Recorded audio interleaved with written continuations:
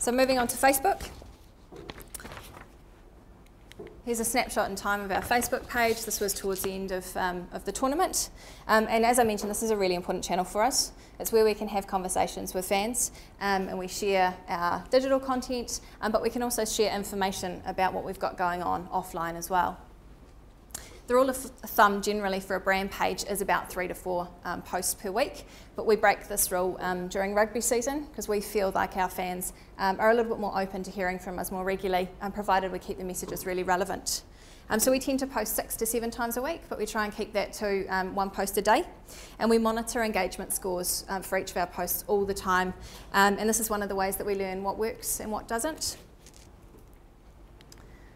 The most important for me is the 43,000 or so people that are actually talking about us at the time. This here is our highest post ever. It was a poll with over 22,000 votes. And this is our highest status update. And I think what I like about this one here is it highlights, I can't remember who wrote it, about heart before. Because I guess what we try and do with our posts versus, say, the All Blacks Facebook page, they're very sterile. It's about reporting on news and selections and that sort of stuff, whereas we're the fan club, so we have a bit of permission to relay some of that emotion and some of that heart, and we saw some good interactions with this status update here. So this graph here shows our increase in likes on our Facebook page over time, and I want to just talk about this for a little bit and overlay another graph and touch on the notion of earned versus paid likes. So paid advertising for us played an absolute key role in that huge jump in likes that you see there. So if I overlay a graph that sort of reinforces this, this is the correlation with the increase in likes based on Facebook reach block ads that we purchased. So every one of these spikes is a result of one of these ad units. So I'm not entirely comfortable with the notion of earned versus paid, because paid in some circles has a kind of a negative connotation, like it's not as good as an earned like. But just because I've paid some advertising to promote Back in Black, I don't feel it doesn't necessarily mean that I haven't earned that like.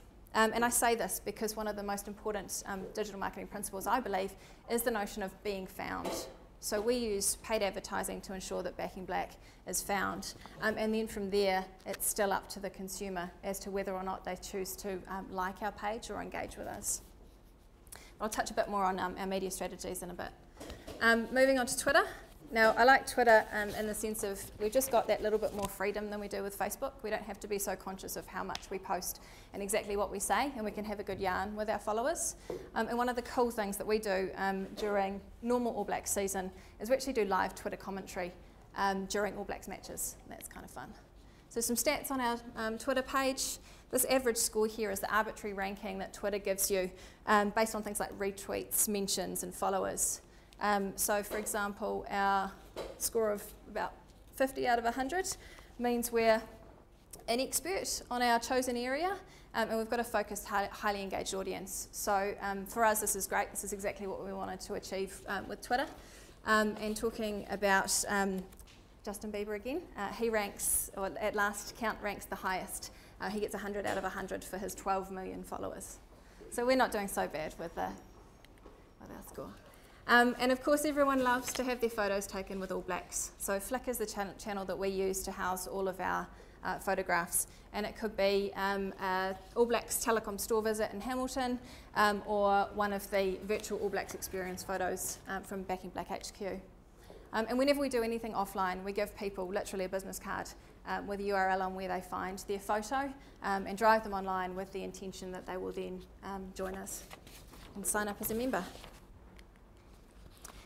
The last two channels I want to highlight are the Telecom and All Blacks websites. These are really important websites for us because of their sheer scale and the number of eyeballs and visitors that they can drive through for us. So for Telecom, for instance, we featured on the homepage during Rugby World Cup, and they funneled in October, just the month of October, around 7,200 visitors to Back in Black. And allblacks.com, same thing, over October, 107,000 visitors to us. So I just want to really briefly touch on our media strategy, and I'll just focus on the online component. You can see here that 30% of our media spend this year was digital or online. And for me, this is just the perfect demonstration of the value of digital, because in reality, it worked so much harder than the 30% of spend.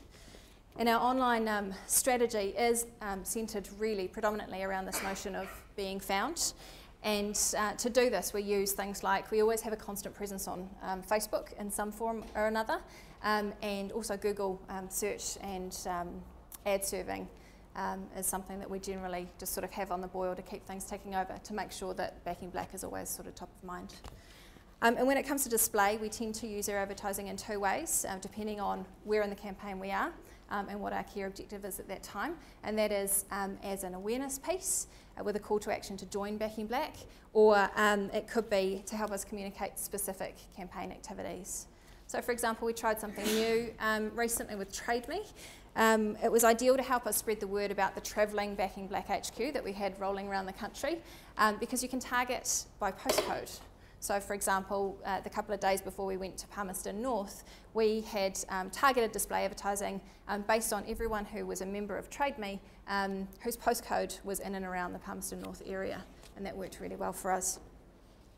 Our awareness tactics are the normal sort of things you'd expect: homepage takeovers, pre-rolls, banners, tiles on selected news websites, sports sections of websites, that sort of stuff.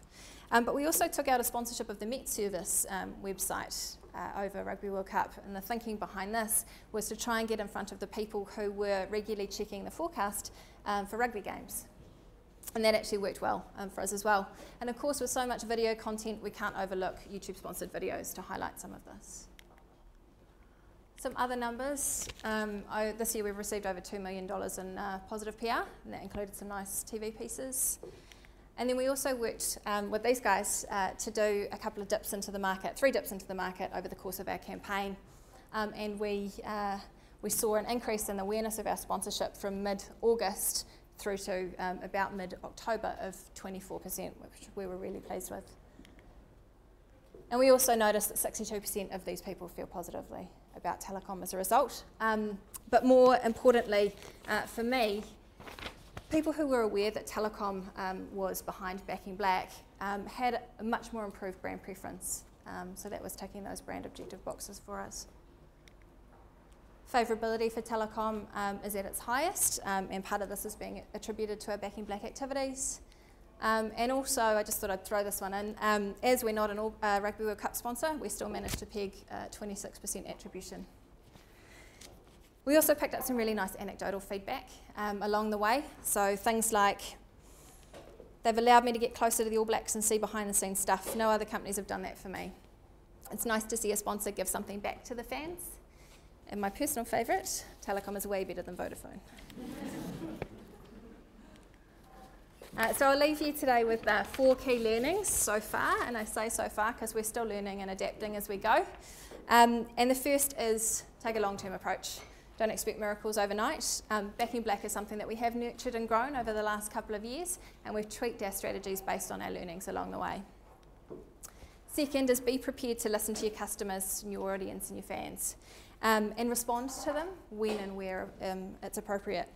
The beautiful thing about social media is that you have a voice too, but use it and use it wisely. Responding to positive is easy, but when it comes to the negative, one of the things that I've noticed is that people tend to temper their opinions if they know that there's a real person listening and responding on the other end. But 9 times out of 10, if it's just someone having a grumble and it's unjustified, you won't need to do a thing, as your community will self-moderate. But having an approved plan and an approach ready in case anything comes up is really important. Resource appropriately, and when I say resource, I'm talking about budgets and people. While I feel that digital does deliver good value for money, you still need to invest appropriately to meet your own objectives. So don't expect a quick, cheap and easy fix, I guess, is what I'm trying to say. And it also requires a lot of planning.